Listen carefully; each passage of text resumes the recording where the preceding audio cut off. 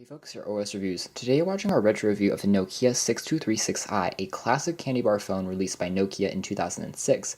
We're taking a retro look back in this video today because we recently reviewed some other Nokia devices. Of course, candy bar phones are kind of the pioneering aspect of most Nokia devices, and this is one of the more memorable devices with a color screen and also a very inexpensive price tag that Nokia released in this candy bar form factor, so we're taking a look back in this video.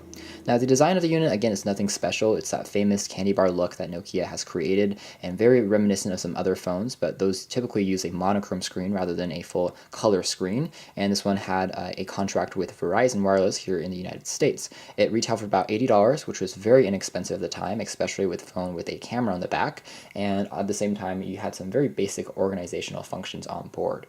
Taking a look at the hardware first, we have a phone that's crafted primarily out of plastic, although it feels pretty nicely crafted in the hand. The screen is on the smaller side of the spectrum with a 1.5-inch diagonal kind of size to it, and also colors are slightly washed out by today's standards, but it's still viewable for images and web pages. The top features a earpiece, and below this you have access to the traditional navigational D-pad.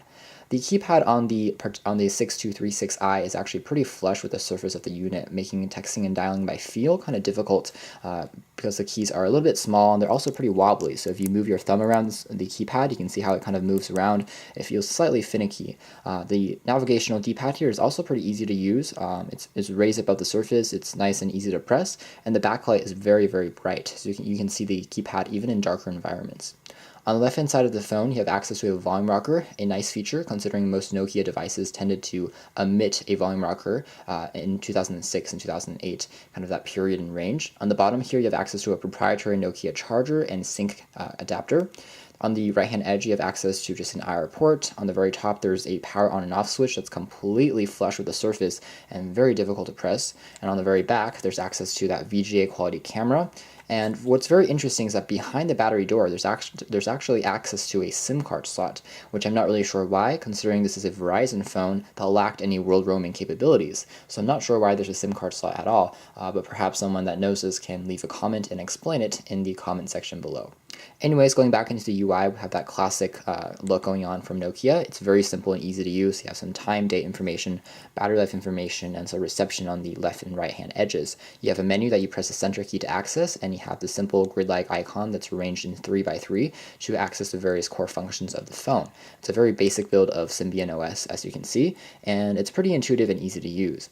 Pressing on the left, down, up, and right keys actually brought up some special features, like going up brought up the web browser by default, and pressing down brought up the calendar, going to the left brought up a messaging application, and going right created a main menu that allows you to purchase new applications and access the internet. So kind of intuitive that way. Going to the menu interface again, you have some basic core functions like text messaging on here, MMS, a call log, and also your contacts.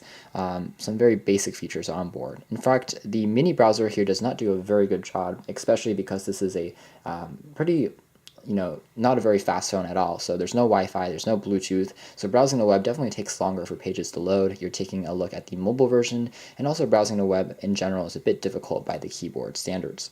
Other features included a gallery, so you can take a look at your images. There's about, I believe, only 10 megabytes or so of built-in storage, which is very small. But with that being said, you can definitely take images and check them out on the device's screen, although they are a bit sluggish, and you can see how images tend to be okay, they're decent. The screen does a good job of showing them off.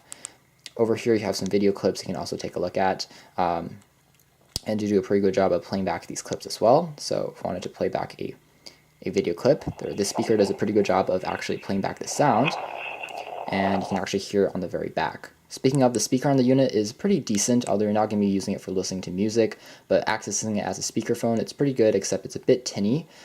Call quality on the phone is also decent. It's not anything we haven't seen before, but it's okay, it's decent.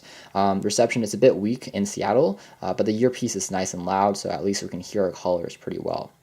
Taking a look at some music files on here, we basically just have some very basic themes. There's an interesting Mission Impossible theme built in.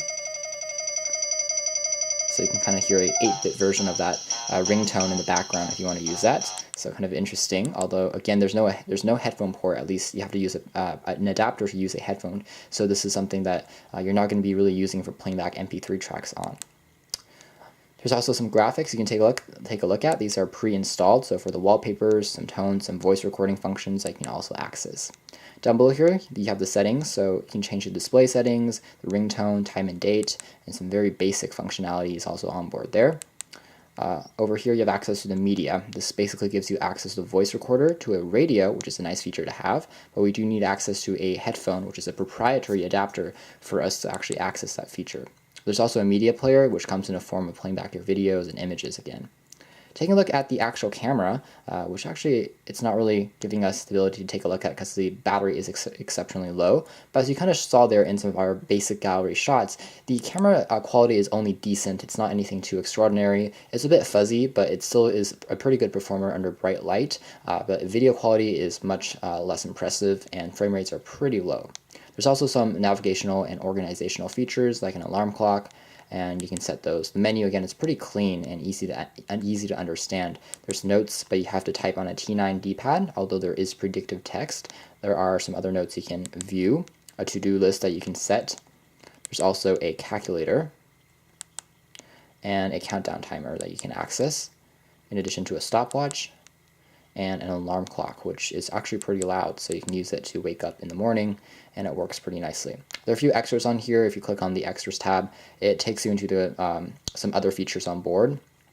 These are basically run by Java, and they take a little bit long to run, but they allow you to access a world alarm clock, and this is a kind of interesting feature to have. You can select from the map of the world and kind of check out and zoom in to see different time differences around the globe, and you have to wait for the application to close. There's also a translator that's actually pretty useful if you plan on visiting other countries.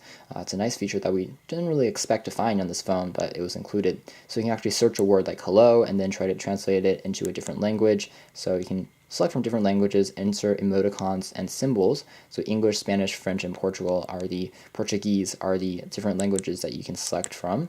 A nice little way to allows you to also understand more phrases if you're traveling with the phone. There's also a converter on here as well, so for converting currency, also a basic tip calculator, and some emergency situations can also be done here. So you have a yen, so that's in if you visit Asia and you want to go to China or something, you can also convert that to US dollars and see how much money you have with you.